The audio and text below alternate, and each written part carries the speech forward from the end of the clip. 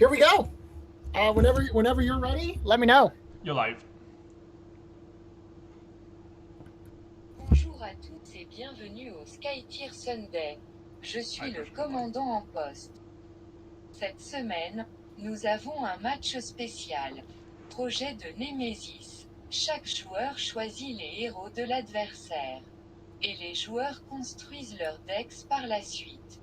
Cdubs et Eric présenteront ce mode de jeu particulier. Je suis rejoint aujourd'hui par Aethusium. Yay! It's Skytear Sunday once again, ladies and gentlemen. And if you understood absolutely none of that because you don't speak French, I strongly encourage you to become multilingual in this world. We are here, as we mentioned, with a very special episode of Skytear Sunday. Aethusium, as my co-caster, is going to tell us all about the Nemesis draft format we're running today. Okay, so, well, first great introduction. It was pretty hard for me not to laugh. I just did it. I actually just did that to Zeragul. We just recorded Outsiders Only. I just did that to him in German. Okay. Yeah, he had the same problem. I actually had to mute myself. Nice. So yeah, successful, I guess.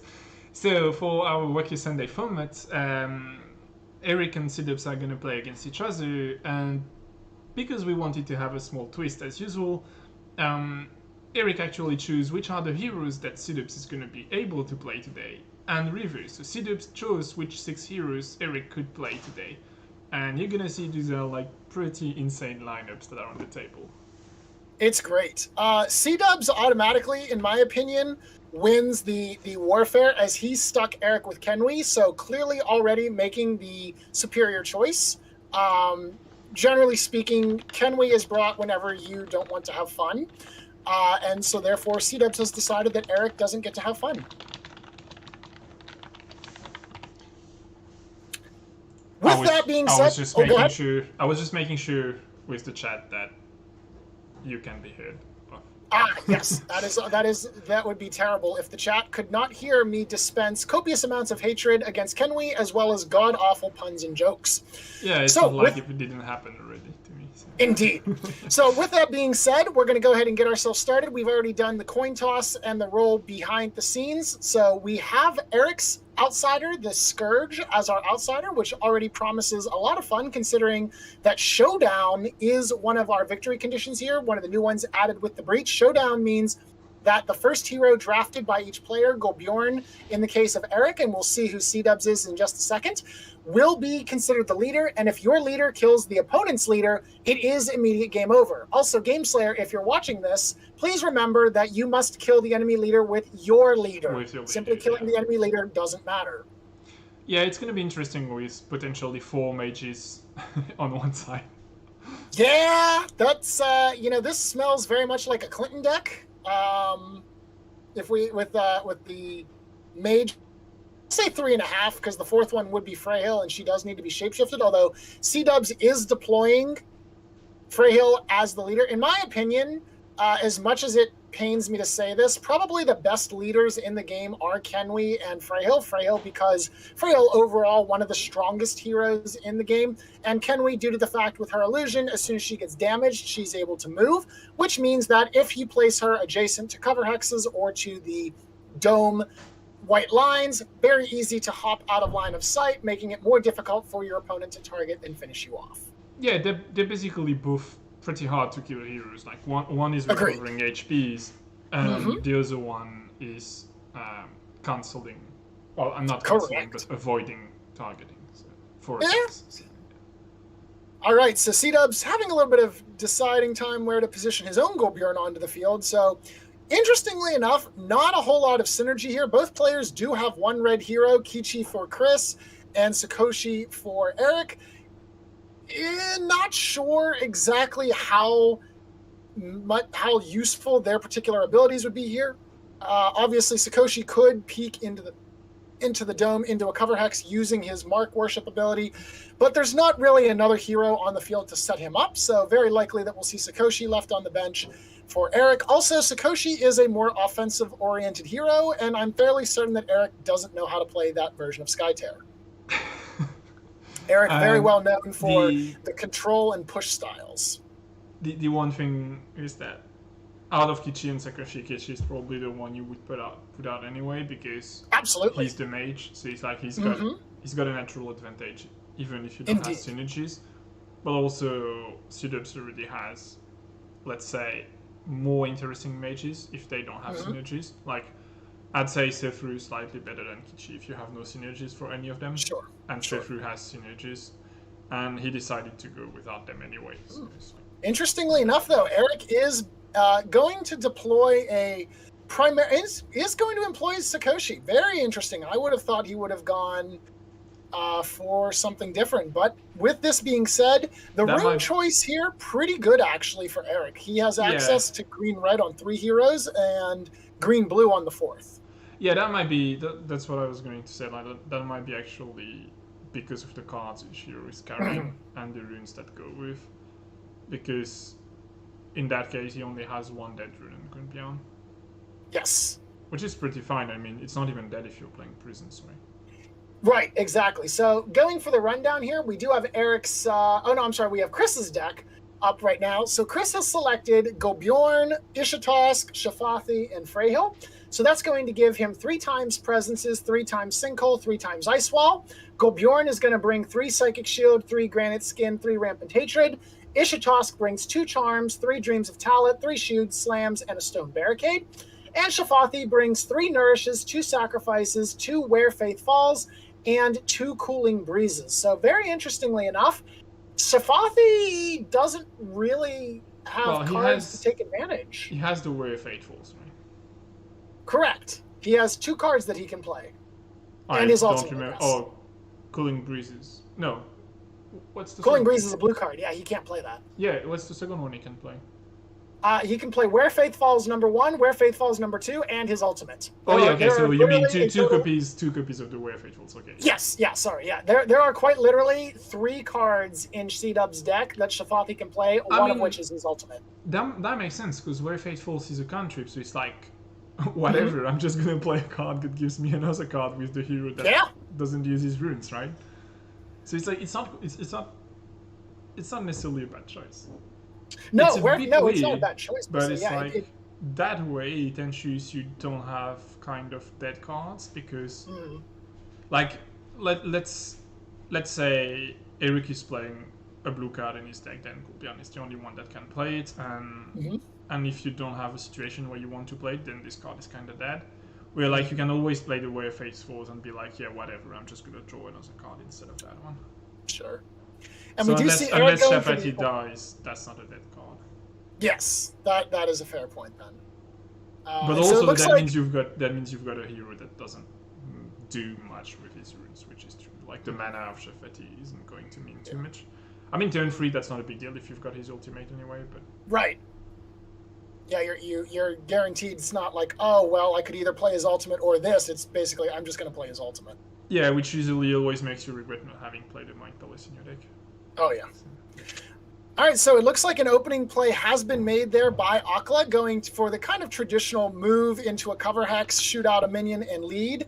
This one is from the hand, so given that 2 of our conditions here are outflank, which is win control zone #2 3 times, as well as right breach, destroy the tower in your right lane, so that would be lane #1 for Eric, lane #2 for Chris. Both of them being on the same lane actually is kind of redundant for these 2 objectives. Well, so for Chris it is, right? Because they're different objectives for Eric, because lane 1 for Eric is the right. So Chris kind of has a 2-for-1 deal there. Yeah, you're right. Yeah. All right, and going for the mirror kind of play there with Gobjorn, going for the move, going for the attack. Now the question is, does Chris lead here, or does he slide into the dome with a skirmish trying to exert some pressure? Nope, we're going for a lead action, and it is also going to be from the hand. So currently a mirrored play, although Gobjorn is exposed right now, as opposed to Akla, who is hiding out in the bush. On one hand, Cdubs has 2 objectives in one, but on the other hand, that also means that it's easier for Eric to actually counter them. Because like you just have to counter the control token, and then you don't have to worry about the breach itself. True. So it's like the advantage is actually, I think it's kind of playing with only 2 objectives on the board for both players. Yeah, it will be interesting to see as we progress in the round what Chris does with regards to lane number 2 there, because obviously with lane number 2, in lane number 1, Eric has to actually blow up the tower, whereas in lane 2, you just have to win 3 times for either player, and it is game over. So we do see Zakol moving in, going for the worship action here. So worship is going to be useful here. Zakol and Akla are able to dismantle pillars in order to hurt heroes deal damage to exactly. So that may be more useful. Also sets up for a potential Unburial Rites play a little bit later down the line. Yeah, and it's like, I mean, you were right saying that you only have to win the control token 3 times, but that also means that if your opponent wins it once or twice, then Correct. It's going to be rough to make it, right? Indeed. Where actually blowing up the tower, even if you lose the control token once or twice, is still possible. Oh yeah, because you just get an overwhelming advantage, and then the control token goes flying, or if it's already pressed against the tower, kaboom, kaboom, down it goes. So we didn't go through Eric's... It's funny because these two look alike, but they actually have a very different dynamic. Indeed.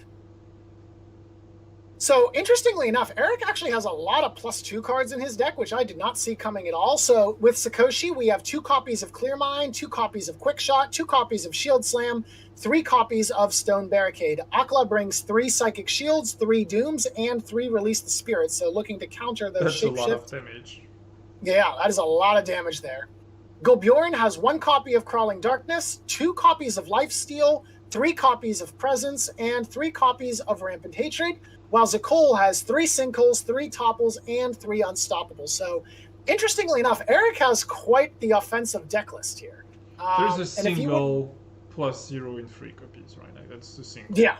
And then everything is +1, +2, +3, with the lowest possible, almost always the lowest possible mana cost for the modifier. Yeah, the cards that Kenwi and Korjov had are far more kind of what I would call Eric-esque cards there. Kenwi had Chasm, Sudden Distractions, Windblast, Ice Wall. Korjov was carrying Bewitch, Shove, Redirect, Snowblind, Speak with Spirits, and another Windblast. So that would have been kind of more what I would expected. So I'm wondering if Eric has finally seen the light and is coming around to the aggression playstyle there. Although no Unburial Rites, Chris probably thinking about, all 4 heroes there can cast Unburial Rites. Is that something I need to be worried about? It's Eric. You would normally expect Unburial Rites, as it is a very powerful control card. Pop a whole bunch of pillars out, and then surprise, you have a bunch of minions, and oh, by the way, your lane is about to get overwhelmed. The thing is, like, you've got only 2 heroes that drop pillar, right? And True. So that's not enough to say yes or no. But, like, as soon as you go through a few cards and you see there is, like, not much Stone Barricades or Dreams of Tilot, I think. Yeah, he only has the 3 Stone Barricades from Sakoshi, no Dreams. Yeah, that's still 3 pillars if you're okay, but it might be giving if Cdubs is unlucky and like you see the 3 Stone Barricades early, you're like, yeah, okay, I need to pay attention to the card. But like if he flips half a deck and you see no Stone Barricade and no pillars, you're like, yeah, he probably doesn't play Imperial anyway. Right. Because with two green heroes, that's hard to sustain a reasonable number of pillars to play it once or even twice. Mm-hmm. Ooh, all right. So we're going for the aggression play. Ishitosk using the worship ability there, removes the pillar, and then taxis Shafathi over. So Shafathi is now going to be in position to start stabbing Akla. Obviously, the piercing effect doesn't necessarily matter there, but Shafathi still will do 3+ to Akla, and Akla only has 15 hit points, so will go down fairly quickly. 16. He might decide to actually hit on Zakol, because he's the one who can depush the lane much more efficiently. So, True, like, because you're on the lane that counts for your objective, you might be like, well, Akla is annoying, but like, maybe I'm better off killing the one that has armor with my mage. Especially if Rael comes in the back with piercing too. I guess it's pretty fine to get rid of Zakol first because he's the one killing the minions. Yeah, I mean, Chris certainly does have the nourishes and the sacrifices, so Freyhill there could deal a lot of healing pierce damage to... Ooh! No, Ishitosk is going to go into the dome, challenging and forcing Eric to respond to this play. I mean, that's good because you're not leading. So, like, if your opponent puts someone without a lead, he's going to have to commit resources again if you go inside again. Mm-hmm. And if your opponent goes and lead, then you're fine not committing more or just overcommitting on top of him. So it's like, Right. it's pretty good here. There you go. Because you're a second player anyway, so Mm-hmm. it's like it's a win-win situation for him. Yes. All right, so Eric is now going to deploy Sakoshi. So Sakoshi coming over to the lane there, going to... I wonder if we go for the 2-for-1 shot here, actually. Go for the attack action on the minion. Yeah, probably you mark as you worship as a last action. And Correct, yeah. When you kill And then that someone, way you get the explosive shot. Mm-hmm. yeah, especially because depending on what your opponent does, it's not necessarily always easy to do it like a lot of times during the game. So if you can... Ooh, going for the do it lead early, instead. Oh, Oh, okay, it's interesting. Well, I mean, So- yeah, no, yeah. it's weird because cool beyond sight from hand. So, Mhm. I mean, yeah, you even out the line. Why not? So interestingly enough, at this point, it could be the case that... Nah, never mind. You can't. Freyhill's 1 hex short. Never mind. Ignore that plan.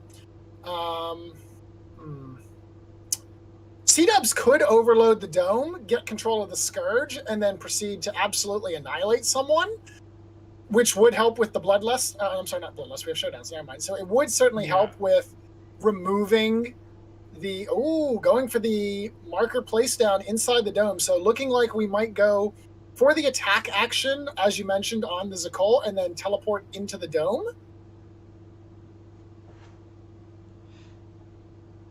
Just further maintain that control. Get control. So the Scourge actually very useful in this particular victory condition with Showdown, because no Freyhill on the field for Eric, right? So if you possess your hero, chop down Golbjorn's HP for the low KO, you can just set up for the kill then on turn 2. Yeah. Like, you have Freyhill. It is very, very easy to kill someone at 5 HP with a shapeshifted Freyhill on turn 2. Yeah, provided you have the card, it's Correct. almost trivial. Psychic Shield could be a bit annoying. True. Psychic Shield could Like, be coming we've in clutch seen there. his Godfrey, so that might be a good answer. Mhm. But So- you're still a little bit in trouble because, Yeah. like, your activation ends, and if Rael has another card, you're potentially still at risk. Yeah. So let us assume then that Freyhill takes possession, and we'll assume that Golbjorn isn't directly adjacent to the Freyhill, so you would use the move action to get, or the relentless pursuit action to chase down the Golbjorn. At that point, then you would cut Golbjorn's HP in half with the siphon, so that would bring Golbjorn down to 9. Take a reckless swing at him, so that's 3+. So we'll assume a modifier of 1 just for the sake of it, brings him down to 6. Very, very trivial, as you mentioned, to kill him off from that point if there's no Psychic Shield. Also, it's interesting that Eric chose as his leader the only character that cannot play lifesteal. Yes, that is very true. I mean, yeah, sure, Zakol does a little bit less damage than Coolbjorn, but like, maybe it would have been good to have someone that can get healed by one of your cards as a leader. Yes. No sacrifice cards either for Eric means you can't use another hero to heal off Golbjorn.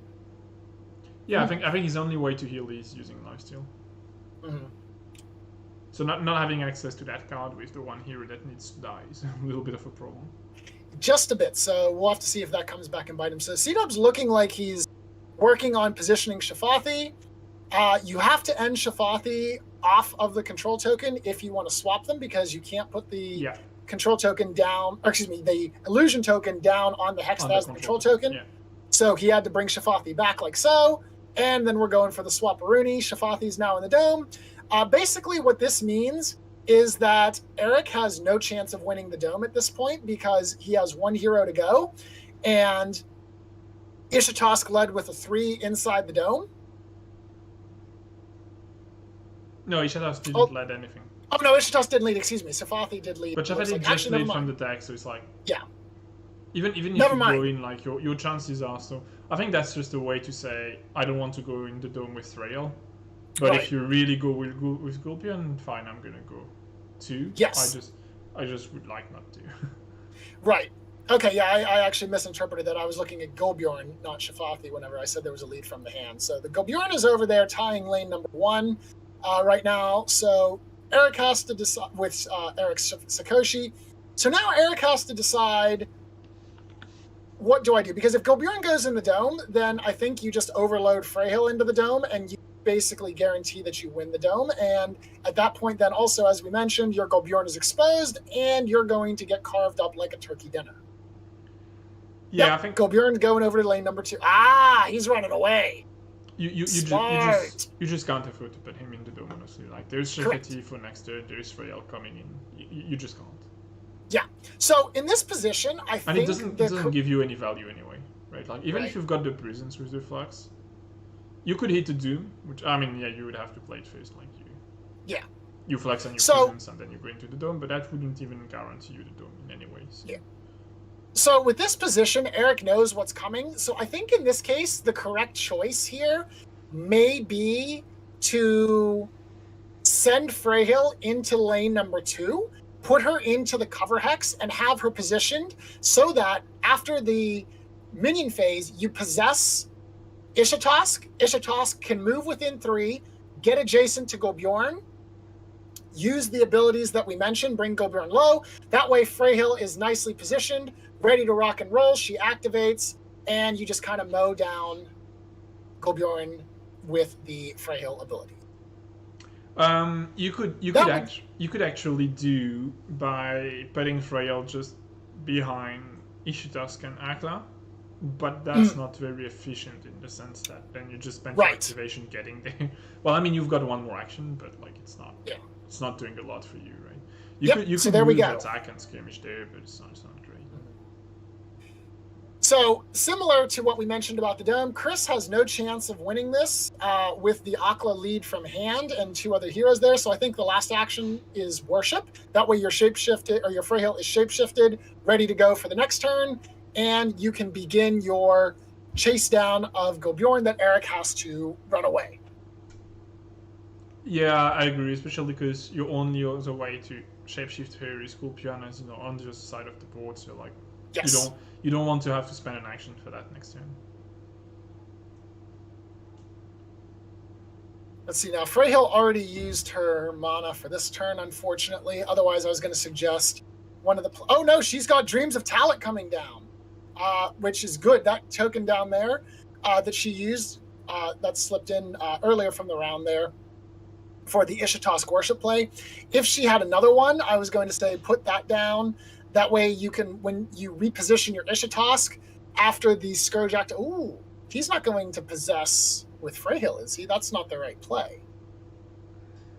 I assume he has to be hiding Freyhill because that's not the right thing to do.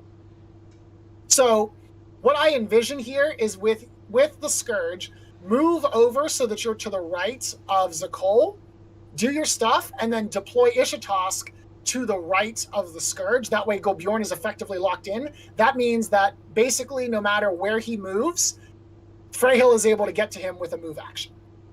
If he goes into the cover hex, it will require move plus skirmish in order to be able to see him. But nevertheless, Golbjorn isn't going to be able to run away very well. Yeah, maybe he was a bit afraid of like a flex ramp on Hatred, leaving it's turn 1 in the open. No, I mean, it's turn 1. So... Yeah, for turn 2, turn, like right. Yeah, that makes sense. You do your shenanigans with the outsider, and then your opponent plays and just like smash Golbjorn into you with the Rumble Hatred. Right, that makes sense. Might not kill you, but it's not great.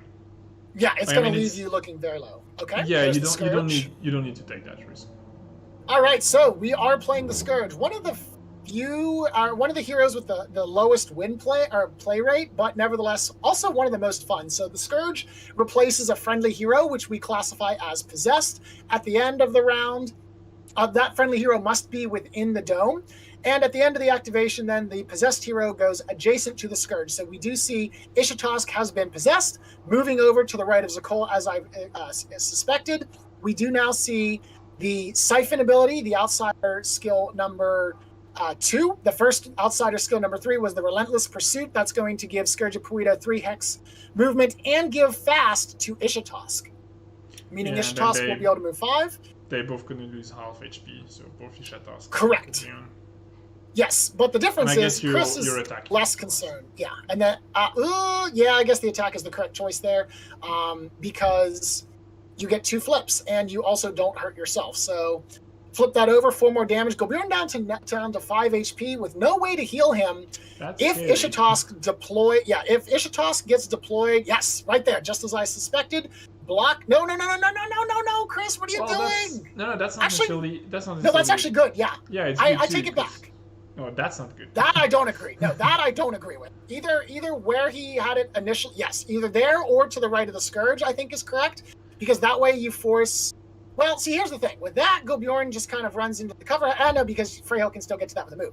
Yeah. I actually disagree. I dislike my original assessment. I like that position better. No, I don't like that position. No, that one I don't like either. Yeah. No, I like the one that he had right in between Zakol and Gobjorn, because that means that Gobjorn would then have to use both a move and a skirmish action to get to the cover hex. I actually don't like this position.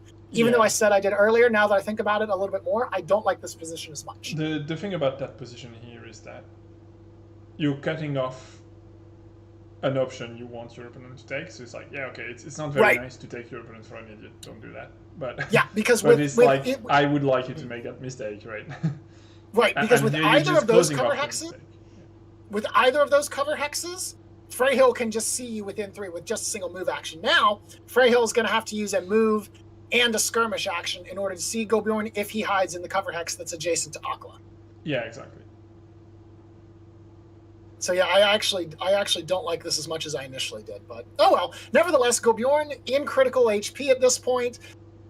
Also, another thing to point out: there are no sacrifices. There's no possibility that Gobjorn can kill himself off before Freyhill can do the deed for him. That is an actual strategy that can be used to avoid the showdown. If Gobjorn were to kill himself with the sacrifice, it would not count for Freyhill's victory, and then that condition is no longer available. Yeah, no longer available until Gobjorn responds, right? Yeah. But it's a pretty big deal. It would have been a really good option. Yep. All right, we're going for the attack action against Freyhill from Sakoshi, so this will be 3++. Ooh, +2 on the flip, bringing Freyhill down to 12. Yeah, removes 4 HP. It's not super significant. So. And you're not very well placed for Rampant Hatred here. No. So I have to assume that Eric is holding a sinkhole at this point. I think that's really the only thing that's going to save him from a Freyhill assault. You can play Sakoshi in the hex, in the cover hex here, and then I think it's actually.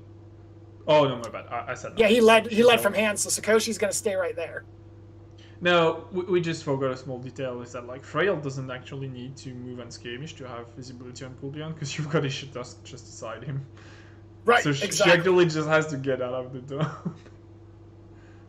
So, but that's what I'm saying is, with it as it stands, just a move does it. Yeah, just a move does it, except I'm pretty sure Eric has Sinkhole locked and loaded. Oh yeah, that's probably the case. Yeah. There's a small chance he doesn't, but I'm willing to bank on that. Eric has flipped, let's see, 9 cards have been flipped. Oh, one of them has been a Sinkhole, so actually it is a little bit less likely now that he does have a Sinkhole in his hand. Still possible, of course. He does have 3 copies of the card. So the question now becomes, does Cdubs want to gamble? Because I feel like that would be a fairly all-in-ish type play, but nevertheless could be effective. If he can catch Eric out without the Sinkhole, this could be game-changing. Now, one of the things you could do, actually, to ensure Sinkhole shenanigans can't work is if you activate Shafathi right now, use the worship action to move the Shafathi token up, skirmish to swap position, and then move Sakoshi Shafathi in between the tower and the Gobjorn hex. That will make it so that Eric cannot both prevent the Freyhill and remove line of sight. So he would have to choose between one or the other there in that situation, which could be useful. Although instead, going for the Gobjorn play. That would probably not be enough to ensure that you can kill him. No, it makes it more likely, but and a +3 on the healing. Okay, so we are going to go with the Shapeshift play there first, on to Freyhill, so that's getting her set up. So I think Eric knows what's coming. The question is, does he have the Psychic cards necessary to mount the defense? Yeah, Psychic Shield also would be very helpful here, as Chris would need to hit a +3 on the attack action. Of course, being able to move and have line of sight of Gobjorn, you would be able to get the skirmish, assuming that Eric doesn't have a way to break line of sight, but still a 0+. So you need a total of 3 on 2 flips. With Chris's deck, that is... It's not impossible. That's asking a lot. It's not impossible, but it's asking a lot. He's already flipped 1, so yeah. Yes. It's not super likely, I agree. Yeah, he's got some... Well, actually, with Ishitosk is entirely +2s. And then there are some Psychic Shields from Gobjorn, so it is possible, but I wouldn't gamble on it. All right, let's see what happens here. So...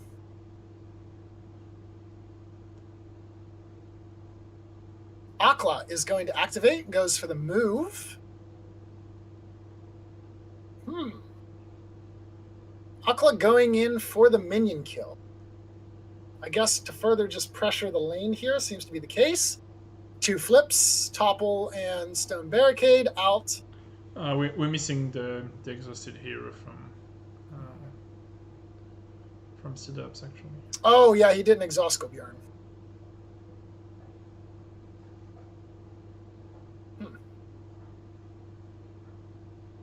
Oh well. Cdubs still hovering, sees the flux, is still active, and again deciding, does Eric have,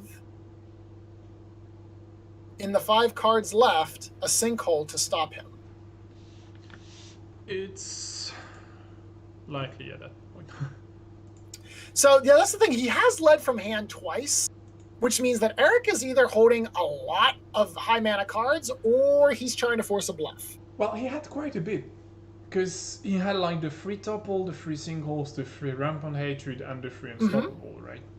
True. Yeah. So, like 12 yeah, of them plus 12 the ultimates. It's a lot. Correct. Yeah. So 15 out of 40 are 3 manas. That's a good amount.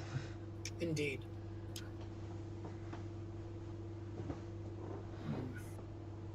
So Akla does finish there with the lead action, move, attack the minion, and lead.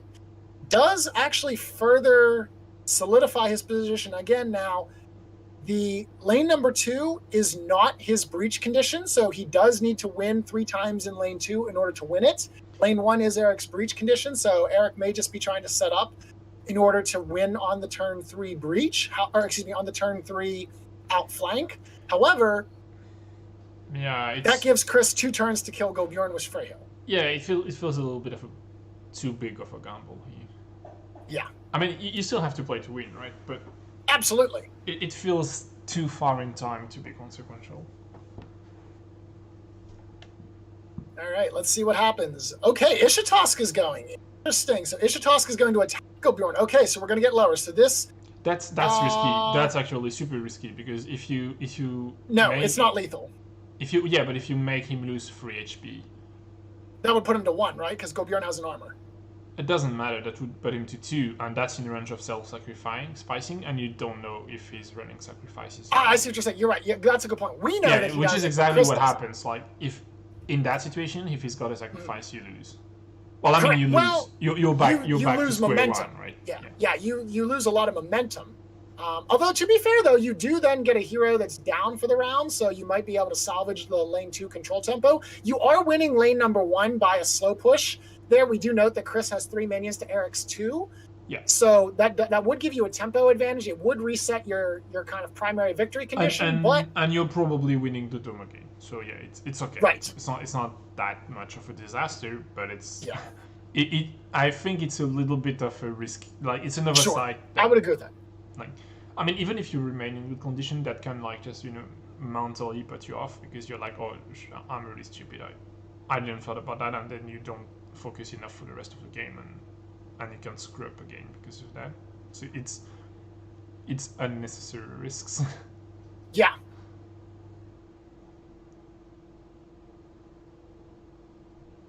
So we see a lead. There's a big boom boom thunder outside, so if I randomly leave you with you, assure you, it's because the power just exploded. Yeah, it's funny because when you said that, your voice just started to cut. No, it's going down. Oh god, it's terrible. All right. Well, for the meantime, let's see what happens. Zakol is going to activate there. Now, Zakol does have a pillar, which means he can push someone around. Ishitos can't really be pushed because of the positioning of the other heroes. Positioning doesn't help, yeah. So, which actually might be the reason why he chose to put him here. Right. All right, we're going to collapse the pillar. So collapsing the pillar does allow for the minion to die. It's a bit weird that you moved before, right? Yeah, it seems kind of odd. Like moving just by 1 hex and collapsing the pillar. So unless, okay, the other option is like Eric is sitting in his chair and is like, I've got all the cards in hand I need. That's correct. Yes, I now currently have like softly stroking a cat, saying like, "Come now, Cdubs, fall right into my plans." Yeah, it could be. Sorry, I've watched too many bad '90s spy movies. No, it really feels like this is really not the place of someone that is going to lose because someone dies. Right. Yes. Yeah. At this point, this is now coming down to like the scene from the Princess Bride with the poison cup of you know that I know that you know that I know kind of situation, because Yeah. Chris knows that Eric wouldn't necessarily leave himself that vulnerable. So therefore, Chris might be thinking, does Eric have anything? Or is Eric trying to bluff knowing that he wouldn't leave himself open? And as a result, he really kind of, so you're basically compounding, and then eventually you have to break the cycle. I think it doesn't matter, and you still have to go, because if you don't, he's just gonna keep the cards. Yep. So okay, you have to now, force him to throw them out. So this is actually a good idea. Well, depends, because you. Because here's the thing. No, that's not bad. That's actually good. So this is going to force the response out of Eric, because. Oh no. You're not going to. Oh no, Eric, you're not. If you don't have a response, this is lethal. He might have a single and be like, okay, I'm just gonna try to survive the skirmish and. This is a terrible gamble, though. Yeah, but here's the problem. If you don't do that, you're dead. That's the problem. Yeah, but. Oh. Okay, so there was no response. Okay, so now Eric has to play the sinkhole, and in response, Chris can heal him, because there goes the flux. Yeah, that's fine. So if Chris has a heal, you just play the heal now, because this flux has no. Yeah, it's game over. You might have the psychic. You might have the psychic. Oh, that's true. Yeah, that's true. There needs to be the psychic. You have to have it, though. You can play release the that's even better.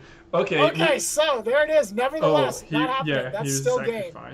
Okay, so let's rewind. That came out real fast. So what happened was Zakol had responded with Release the Spirits to remove the shapeshift from Gobjorn, from Freyhill. That would have turned it into an actual heal.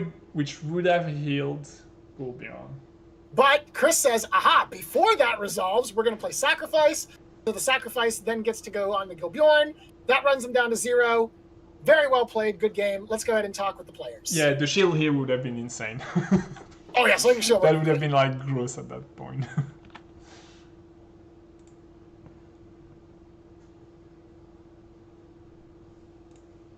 Then he gives you the out for charm. Oh, the charm out. Yeah. All right, makes sense.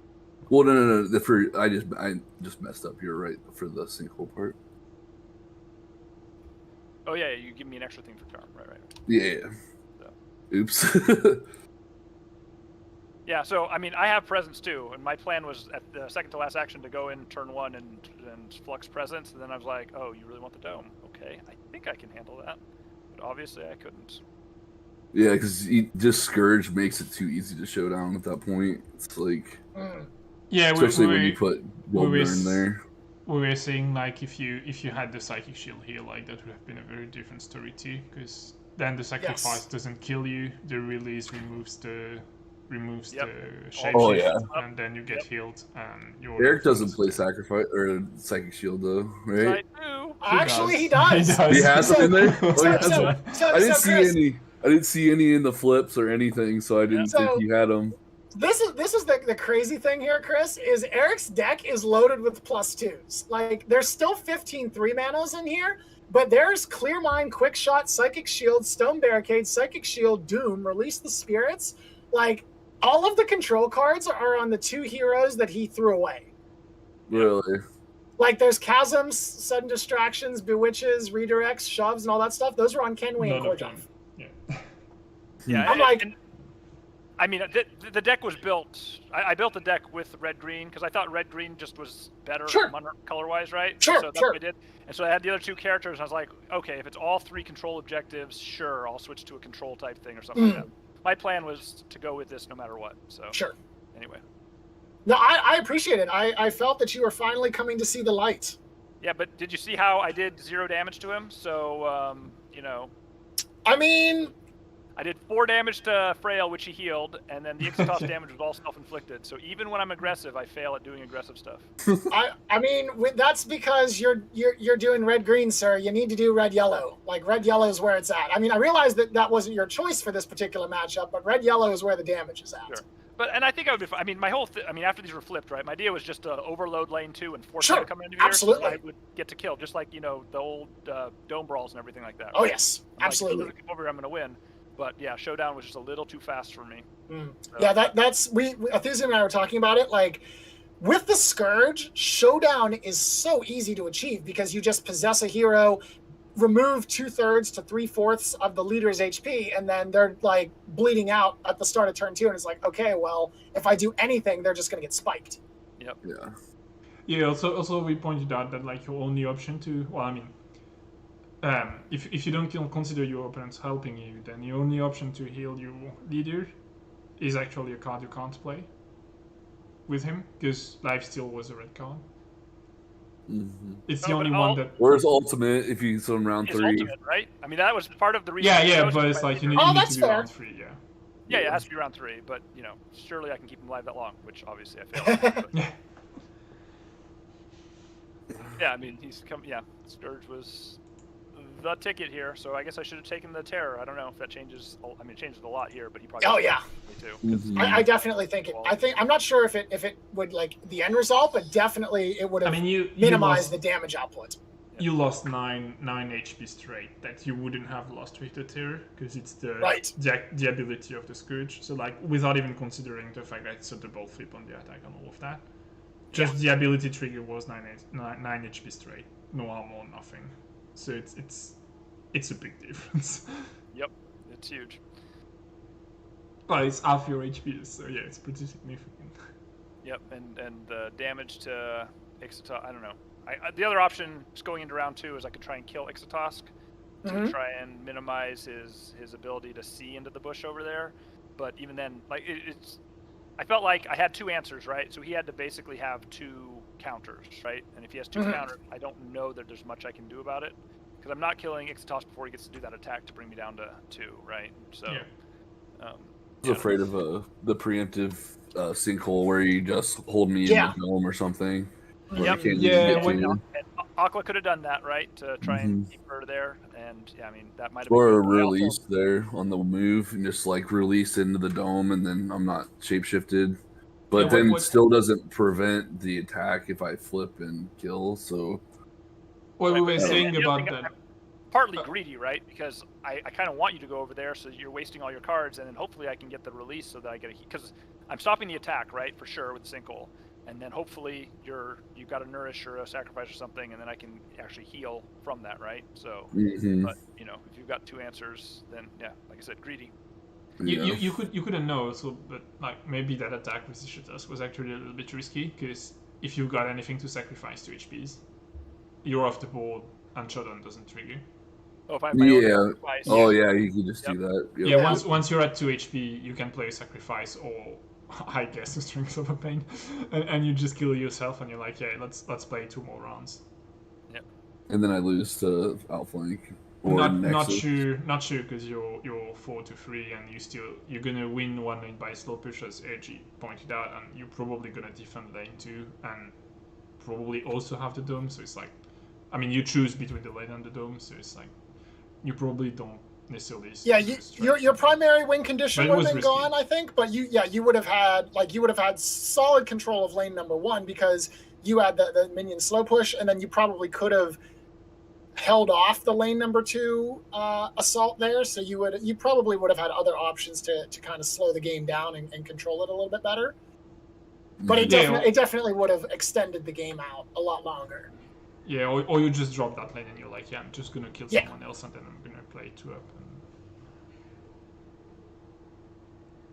But that was a bit of a risk, and you couldn't know it didn't have a sacrifice gone. Yep. But I mean, I don't know. I mean, Showdown is a very swingy card or whatever, but I think it's very right. Oh, I love Showdown. Like, even though I've lost to it a couple times, I love Showdown. I think it's an excellent addition. Because the counterplay is more interesting than like hunting for power was and it's tough to do stuff. Whereas here it's like, oh, I can sacrifice, or I can somehow do something to get myself killed by somebody else, or there's just other things you can do. It seems like there's more counterplay and more things. Yeah, you could maybe even just redirect an attack on a minion onto your hero when it's done by someone that doesn't need to kill you, and then you're like, yes. Get yourself off the board however you can. Yep. Yeah, there is a lot of fun things to do with it. Yeah, it's a scarier version of hunting for power, because my heart was beating like every time when the hunting for power is out there. I'm like, am I gonna get it? Are they gonna snipe it, or like what's gonna happen? Oh, and, yes. And then it's the same with this. It's just like I knew I had to play around 2 things, and it's just like the first one I really didn't play around properly, but It's true, but it's also a bit more engaging for both of the players, because you're not just looking the opponent playing with like a third component that is like external, like you're the outsider. It's like it's directly your heroes, so you've there's got times where you can grab the outsider and put him in the corner of the board, and it just feels like solitaire, right? Whereas that's cheap. Yes. That by definition they have to at least be going after guys, so at least one guy's around there that has mana that round and stuff, right? And then they get activate. So well done, Chris. Thank you very much. I had a great time building this deck. I think it's really interesting to try and, partly the colors, right? But also partly just trying to figure out what to do with a mishmash of people, right? Like, you would never put a Gullbjorn in a deck that didn't have a handful of Leothan people in it, right? But in here, I thought it made at least sense. And, as the leader, I thought, since he had his ult out there, it was actually the most reasonable survival chance, of my things, right? So it's like he got to play a role he doesn't normally get to play. So. Oh yeah, if you get to round 3 and your opponent hasn't seen your ultimate flipped, you start to open a very, very annoying question for him. Yep, it's like, is this even worth it, right? Yeah, it's like, do you keep going or? Definitely give up that point, or risk it. Yeah, it's like you just temporize to see if the ultimate is actually in hand.